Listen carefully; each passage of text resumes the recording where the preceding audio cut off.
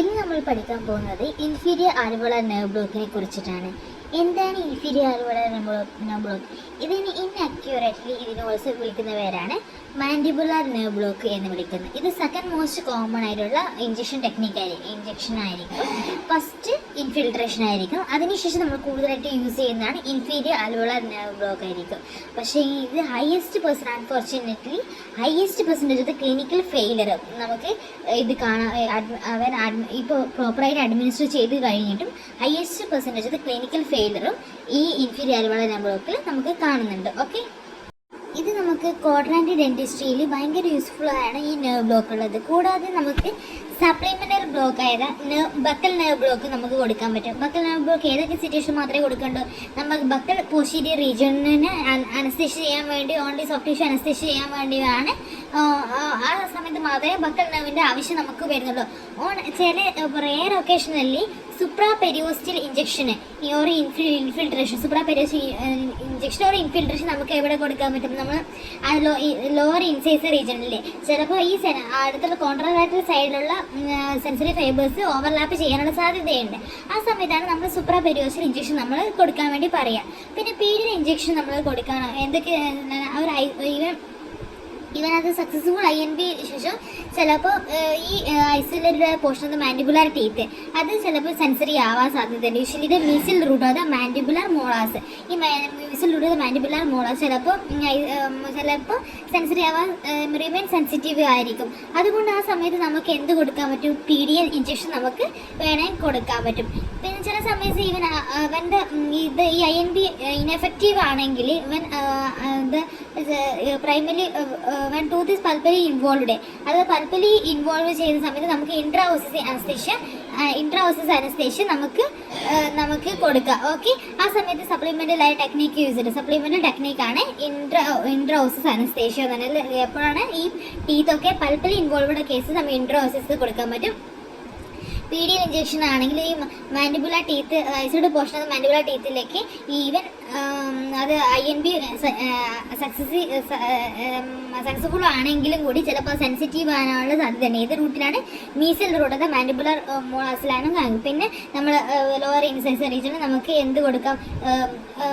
Supra periosteal injection അല്ലെങ്കിൽ infiltration നമുക്ക് കൊടുക്കാൻ പറ്റും. പിന്നെ buccal nerve block buccal posterior റീജിയനെ അനസ്തേഷ്യ ചെയ്യേണ്ട കേസിൽ നമുക്ക് അതും കൊടുക്കാം. ഓക്കെ, നമ്മളിപ്പോൾ ബൈലാറ്ററൽ INB കൊടുക്കുന്നത് ചിലപ്പം റെയർലി ആയിരിക്കും കൊടുക്കുന്നത് ഇന്ന് ദന്തൽ ട്രീറ്റ്മെൻറ്റ്. ഇപ്പോൾ നമ്മൾ അല്ലെങ്കിൽ സർജിക്കൽ പ്രൊസീജിയറിൻ്റെ സമയത്ത് നമ്മൾ ബൈലാറ്ററൽ കൊടുക്കുന്നുണ്ട്.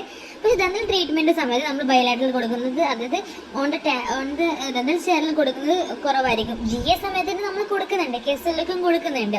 ഇവരെന്തുകൊണ്ടാണ് കൊടുക്കാതെ? Means produce soft tissue anaesthesia. നമുക്കറിയാലോ, സോഫ്റ്റ് ടിഷ്യൂവിനെ അനസ്തേഷ്യ ചെയ്യാതെ കുറേ നേരം നമുക്ക് ലിപ്പൊക്കെ ഒരു അനസ്തേഷ്യ ആയിട്ടാണ് ഉണ്ടാവാം. സോഫ്റ്റ് ടിഷ്യൂ അനസ്തേഷ്യ അത് കുറേ മണിക്കൂർ വരെ അത് നീണ്ടു നിൽക്കും. അത് എങ്ങനെയാണ് നീണ്ടു നിൽക്കുന്ന time duration depend on the ഒരു പെർട്ടിക്കുലർ ലോക്കൽ അനസ്തേറ്റിക്കിനെ ഡിപ്പെൻഡ് ചെയ്യുന്നു. അതേപോലെ തന്നെ ഏത് ഇഞ്ചക്ഷനാണ് അഡ്മിനിസ്ട്രേറ്റ് ചെയ്യുന്നത്, ഏത് ടൈപ്പാണ്, അങ്ങനെ അതിനെയും കുറച്ച് നേരം ഡിപ്പെൻഡ് ചെയ്യുന്നുണ്ട്. പേഷ്യൻറ്റിന് ബുദ്ധിമുട്ട്, അൺഎബിൾ ടു സ്വാലോ, അത് സ്വാലോ ചെയ്യാൻ ഭയങ്കര ബുദ്ധിമുട്ടായിരിക്കും. അതേപോലെ തന്നെ പേഷ്യൻറ്റിന് എല്ലാ സെൻസേഷനും, അതായത് ലിപ്പ് കടിച്ച് അത് സെൽഫ് ഇൻഫ്ലിക്റ്റഡ് ഇഞ്ചുറി ഉണ്ടായിട്ട് ഈ അനസ്തേറ്റിക് സൈഡിലുള്ള സോഫ്റ്റ് ടിഷ്യൂ ഏറ്റവും മെയിൻ ആയിട്ടുള്ളത് പേഷ്യൻറ്റ് സ്വാലോ ചെയ്യാൻ ബുദ്ധിമുട്ടായിരിക്കും. അതേപോലെ തന്നെ സെൽഫ് ഇൻഫ്ലിക്റ്റഡ് ആയിട്ടുള്ള ഇഞ്ചുറി ഉണ്ടാവാനും സാധ്യത കൂടുതലാണ് ഇതിൽ. കൂടാതെ പേഷ്യൻറ്റിന് ഭയങ്കര ഡിഫിക്കൽട്ടായിരിക്കും സ്പീക്കൊക്കെ ചെയ്യാൻ, അതായത് പേഷ്യൻ്റ് സംസാരിക്കാനൊക്കെ ഭയങ്കര ബുദ്ധിമുട്ടായിരിക്കും ഇതിന് ശേഷം.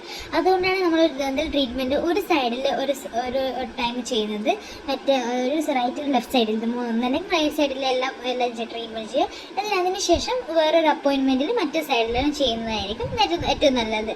അതേപോലെ ഈ ബൈലാറ്ററൽ മാക്സിലറി അനസ്തേഷ്യ പേഷ്യൻറ്റ് കുറച്ചും കൂടി comfort, and the patients are much more capable of handling the post-treatment discomfort associated with bilateral maxillary anesthesia than with bilateral mandibular anesthesia. ഇവിടെ പറഞ്ഞാൽ ഈ പേഷ്യൻ്റ് കുറച്ചും കൂടി കംഫർട്ടബിൾ ആയിരിക്കും ബൈലാറ്ററൽ മാക്സിലറി അനസ്തേഷ്യ ദെൻ വിത്ത് bilateral mandibular anaesthesia. അതിൻ്റെ post treatment discomfort.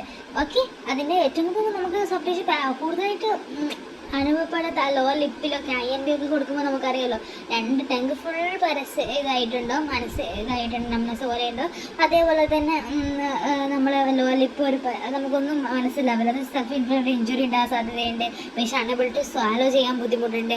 അതേപോലെ തന്നെ പേഷ്യൻറ്റിനെ speak ചെയ്യാൻ ബുദ്ധിമുട്ടുണ്ട്. അതൊക്കെയാണ് ഉള്ളത്. അതുകൊണ്ട് നമ്മൾ ഒരു സൈഡ് ചെയ്ത് മറ്റേ സൈഡ് നമുക്ക് അടുത്ത അപ്പോയിൻമെൻറ്റിൽ നമുക്ക് ചെയ്യുന്നതായിരിക്കും, especially in cases of mandibular anaesthesia. Okay, ഈ ബയലാറ്ററൽ മാൻഡിബുലർ അനസ്തേഷ്യ കൊടുക്കേണ്ട സിറ്റുവേഷൻ ഞാൻ പറയാം. ഒരു പേഷ്യൻറ്റിനെ 6-8 മുതൽ 6-8-10 അല്ലെങ്കിൽ ലോവർ ആൻറ്റീരിയർ ടീത്ത് നമുക്ക് റിസ്റ്റോറേറ്റീവ് ചെയ്യാനോ നല്ല സോഫ്റ്റ് ടിഷ്യൂ പ്രൊസീജിയർ ചെയ്യണമെന്നുണ്ട്. ഒരു canine to canine, premolar to premolar regions. ആ സമയത്ത് നമ്മൾ ഈ എക്സലൻ്റ് ആൾട്ടർനേറ്റീവായിട്ട് ഈ ബയലാറ്ററൽ INB കൊടുക്കേണ്ട സിറ്റുവേഷൻ ആണുള്ളത്. ആ എക്സലൻ്റ് ആൾട്ടർനേറ്റീവായിട്ട് നമുക്ക് കൊടുക്കാൻ പറ്റുന്നു ബയലാറ്ററൽ ഇൻസിസീവ് നെർവ് ബ്ലോക്ക് കൊടുക്കാം. ബയലാറ്ററൽ ഇൻസിസീവ് നെർവ് ബ്ലോക്ക്, ഈ ഇൻസിസീവ് നെർവ് ബ്ലോക്ക് നമുക്കറിയാം, അത് ഒരിക്കലും സോഫ്റ്റ് ടിഷ്യൂവിനെ നമുക്ക് അനസ്തേഷ്യ ചെയ്യാൻ പറ്റുന്നില്ല. സോ നമുക്ക് ഏറ്റവും നല്ല ഒരു യൂണിലാറ്ററൽ INBയും കൊടുക്കാം.